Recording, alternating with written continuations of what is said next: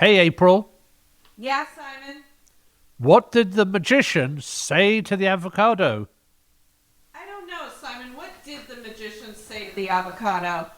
Avocadabra. Oh, that's a great one. I love that. Oh. That one is from my wife, Sybil. Anyway. Hi, everyone. My name is Simon Majumdar, and welcome to Eat My Globe, a podcast about things you didn't know about food. And on today's episode, we're going to be looking at the history of the avocado, from ancient times up to the present, where we will look at the Hass avocado, guacamole, and avocado toast that's now something that is quite close to sacred. As ever, though, let's begin looking at the name avocado and what it means. Quote, a pulpy, green to purple skinned, nutty flavoured fruit of any of various topical American trees.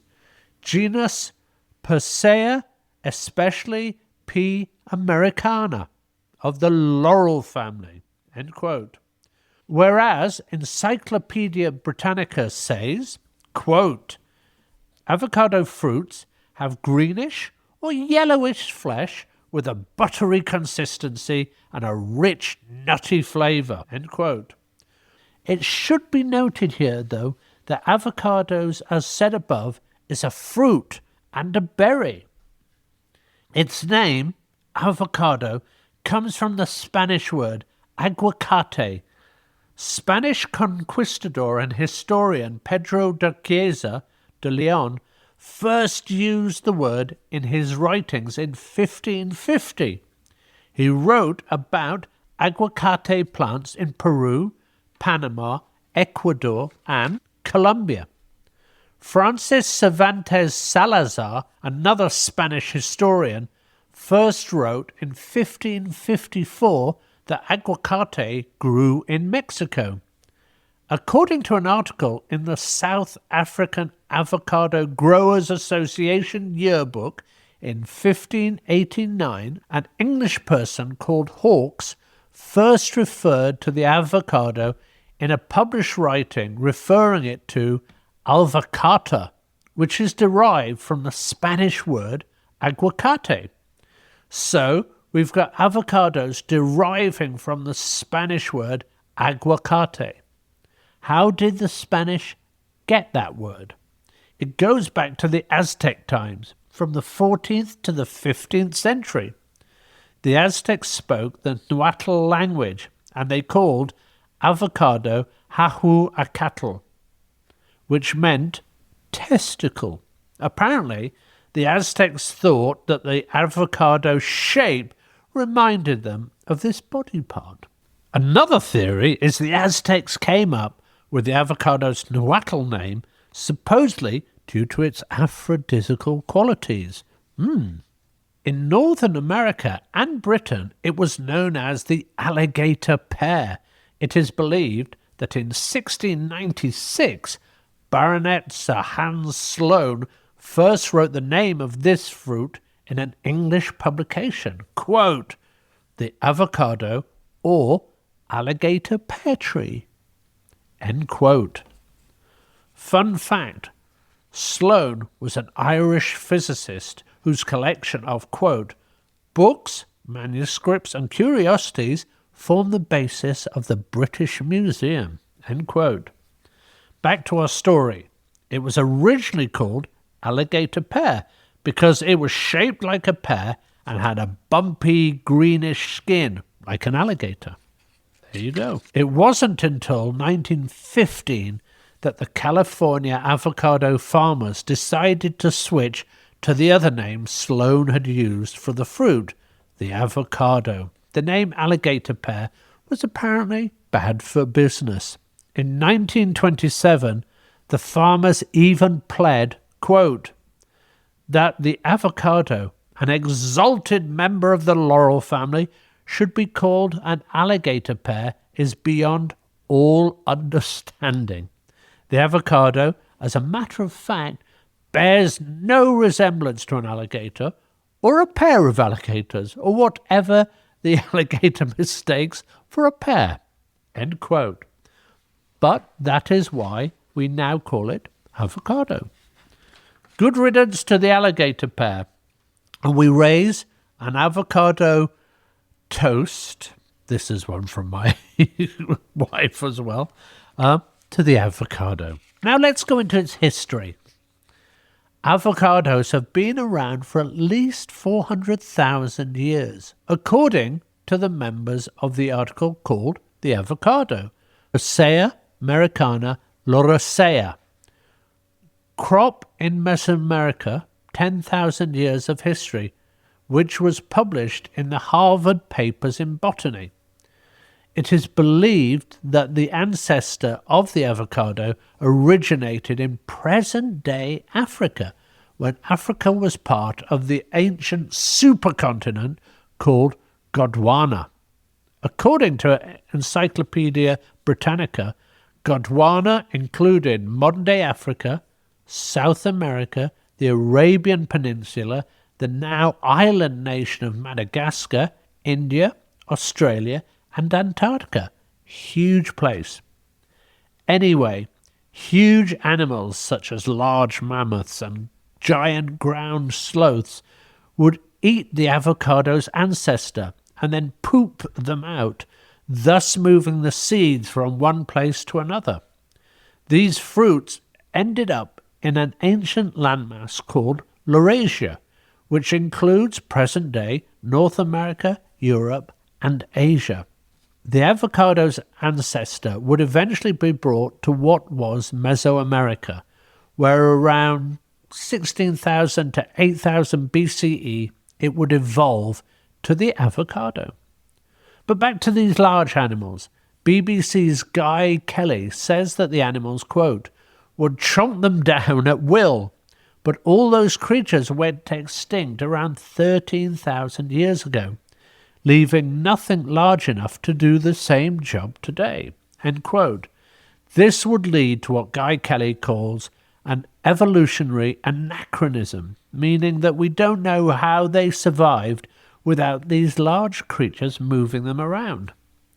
One of the oldest avocado pits with human use was discovered in human settlements in Coxcatlan in the Tehuacan Valley in Mexico. They were dated to about 10,000 years ago. Also, a team of anthropologists found pits to be around the same age in the El Gigante rock shelter in Honduras. NoRidge.com says, quote, according to Dr. Thacker, one of the anthropologists, early humans took over the role once played by the giant animals like sloths and mammoths, which eventually helped spread the avocado seed. End quote. And another anthropologist, Dr. Doug Kennett, told the New York Times that, quote, these humans began cultivating the fruit and thus saving avocados. End quote.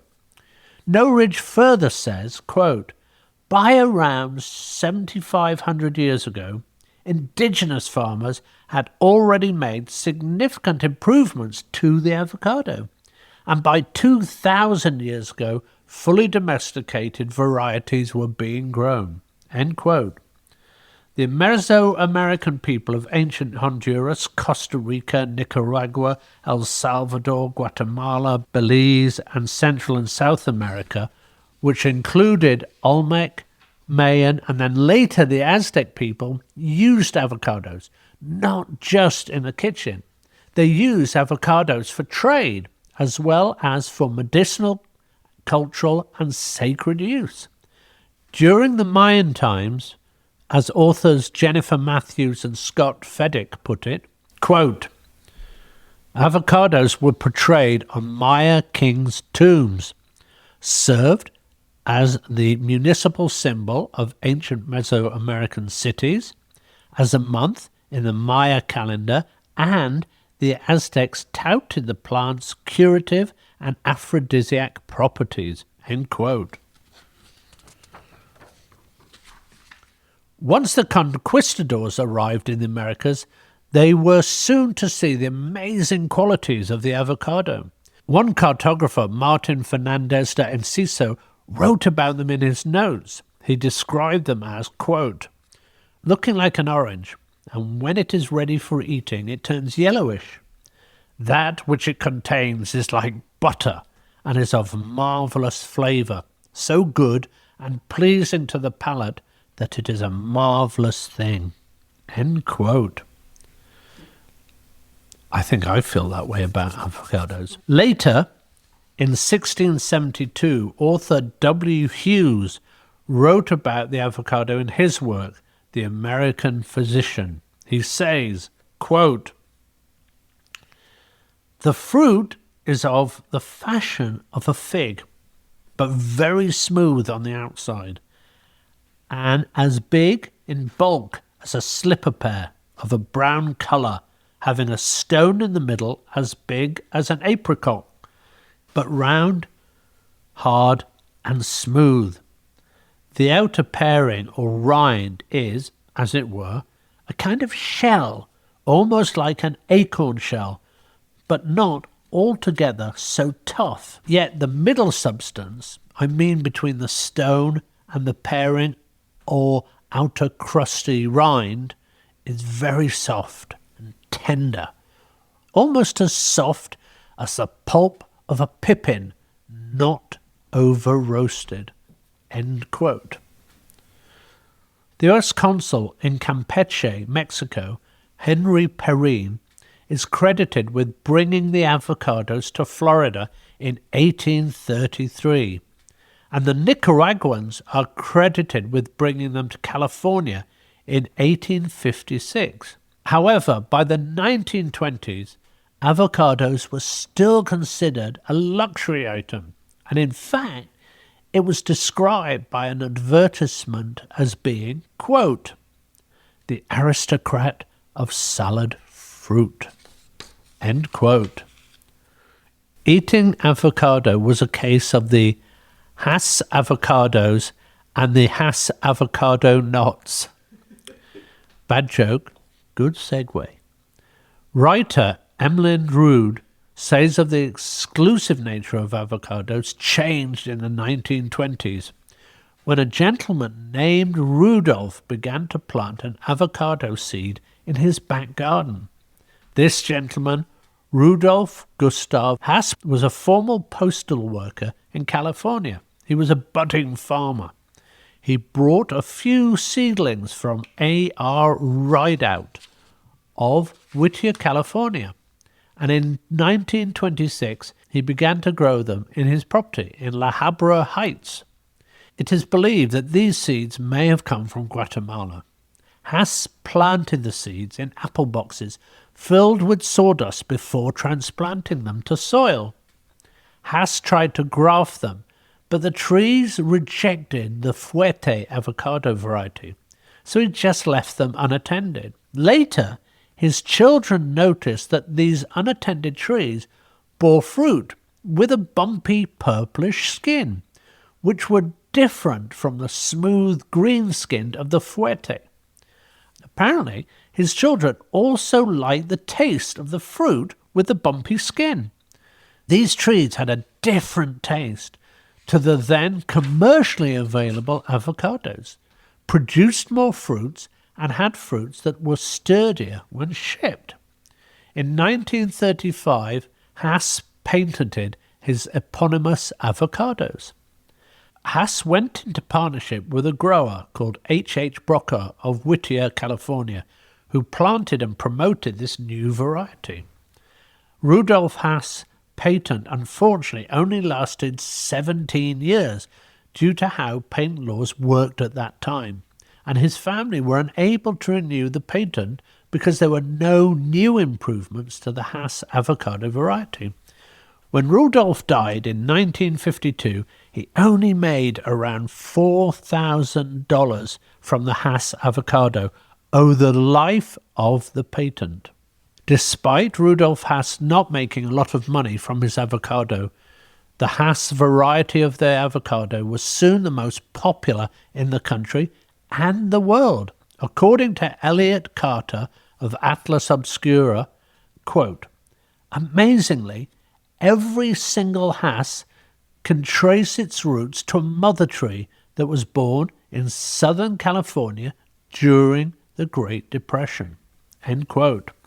Mind you, in some countries, such as Great Britain, we found the avocado a strange fruit when it first made an appearance. In 1968, Marks and Spencer apparently introduced avocados, which they called avocado pears, to the country. One buyer decided to have avocado pear with custard, which caused much consternation. So Marks and Sparks, as we call them in England, had to sell them with a leaflet to explain what this strange fruit was, because otherwise they would have been stuck between a guac and a hard place. Get it?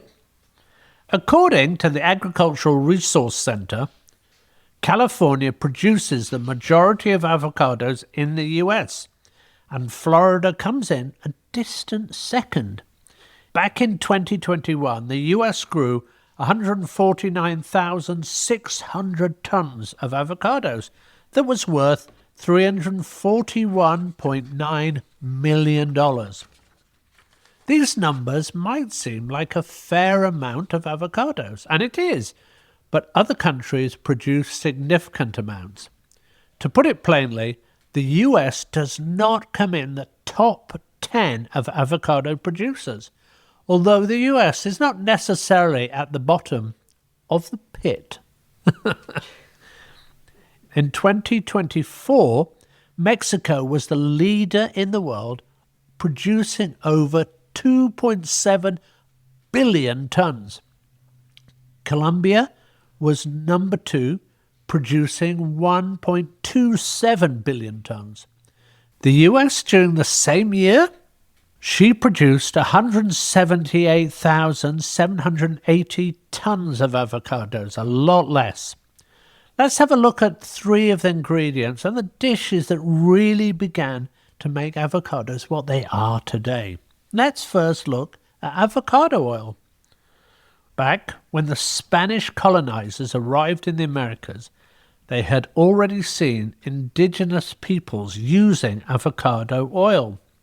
Friar Barnabe de Copo wrote in his book, Historia de Nuevo Mundo, or History of the World in English, which he published in 1653, that in Yucatan, avocado, quote, when pressed, it yields an oil like that of an almond, end quote. So as you can see, avocado oil is not new. But recently, as the authors in Molecule Scientific Journal explain, quote, avocado oil has sparked a growing interest in human nutrition, food industry, and cosmetics, end quote.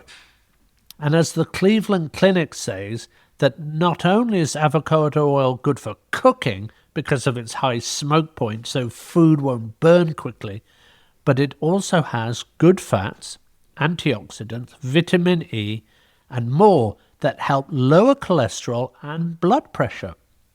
In 2018, avocado oil had a global market value of $430.8 million and is expected to grow further in 2026 to $646 million.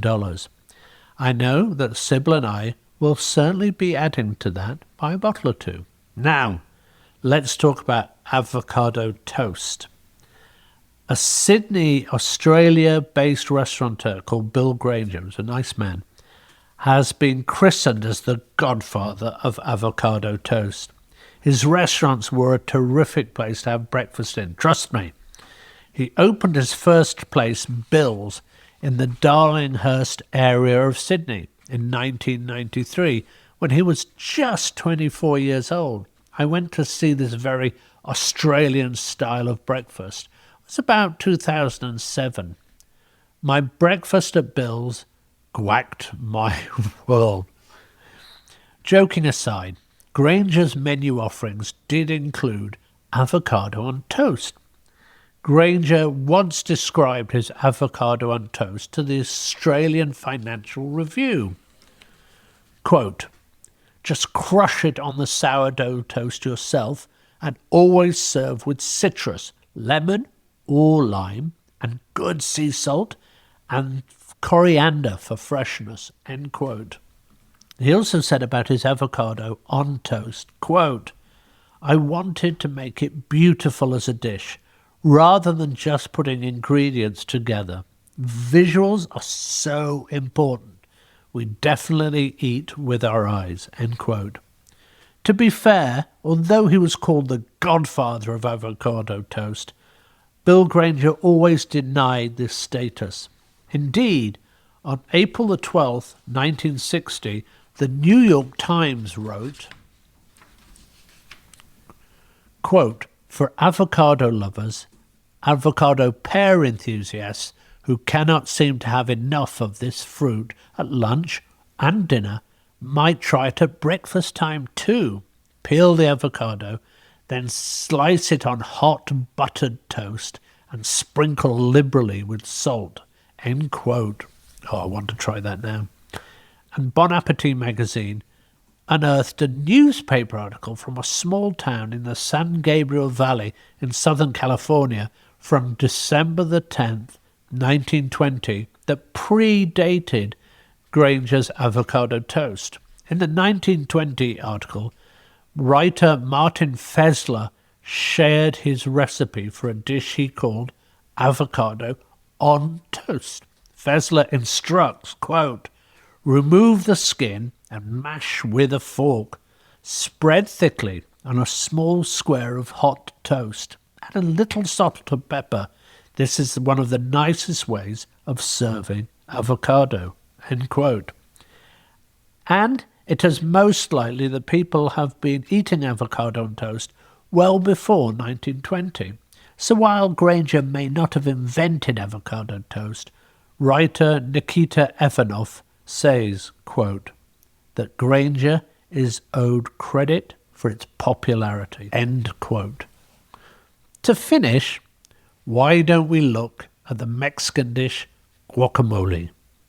According to the Merriam-Webster dictionary, guacamole means, quote, pureed or mashed avocados that is typically mixed with lime juice, cilantro, tomatoes, chili peppers, onions, and salt, and that is usually served as a dip, spread, or topping. End quote. It is taken from the Nahuatl word aguacamole, which means avocado sauce. Now, while we don't know exactly how far back guacamole has been consumed, we know that the Aztecs have been eating it as far back as the 14th century, and that the Spanish conquistadors encountered them in Mexico in the 1500s. The first English-language recipe of what could have been guacamole was in a 1697 book by William Dampier called A New Voyage Around the World. In addition to being an author, Dampier was also a pirate. While visiting the islands of Chapello in Panama, Dampier refers to the avocado pear tree and describes the fruit as, quote, "This fruit hath no taste of itself, and therefore it's usually mixed with sugar, lime juice, and beaten together in a plate, and this is an excellent dish." End quote. How did this dish from Mexico become one of the most popular accompaniments in the United States and possibly even the world? Sunset magazine first put guacamole in its pages in November 1936 as an appetizer. By May 1970, Sunset magazine put guacamole on its cover and called it, quote, "Sauce of the Americas," end quote. But according to Saveur magazine, guacamole did not reach a level of popularity till about the mid-1990s.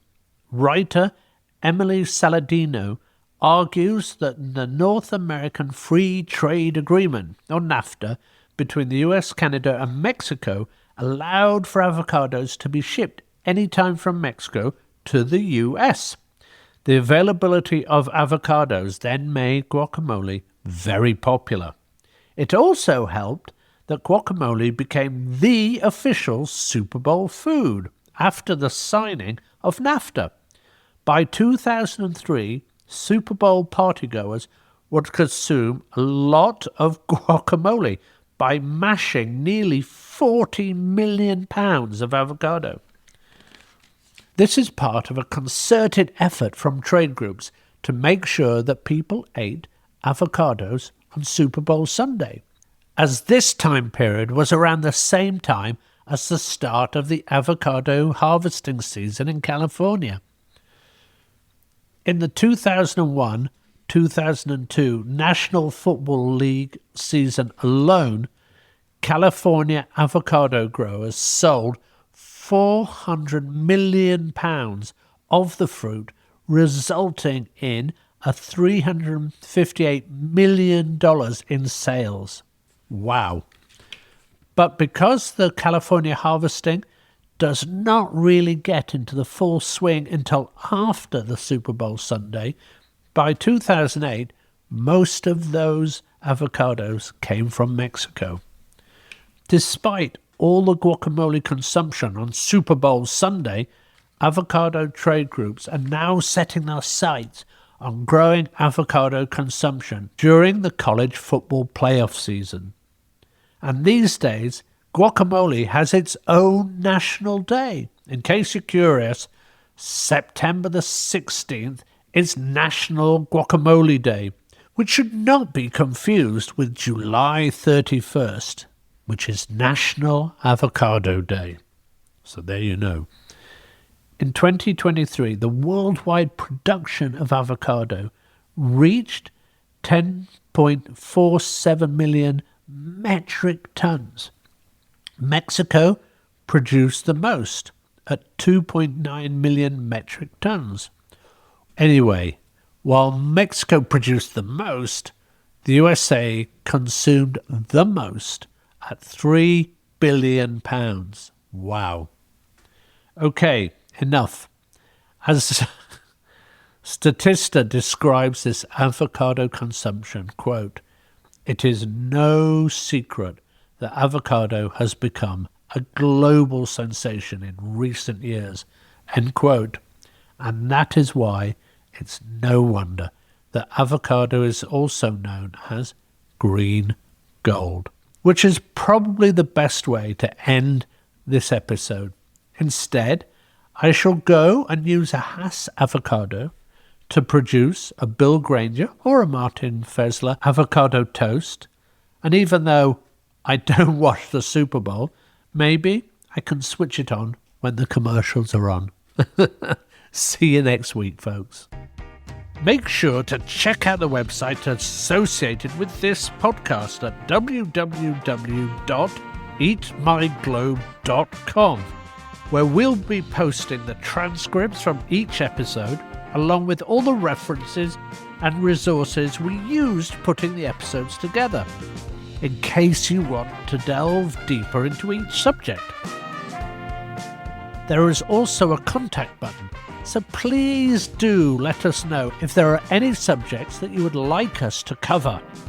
And if you like what you hear, please don't forget to join us on Patreon. Subscribe, recommend us to your family and friends, give us a good rating on your favourite podcast provider. Thank you, and goodbye from me, Simon Majumdar. We'll speak to you soon on the next episode of Eat My Globe, things you didn't know about food. The Eat My Globe podcast is a production of It's Not Much But It's Ours and Producergirl Productions. We would also like to thank Sybil Villanueva for all her help both with the editing of the transcripts and her essential help with the research.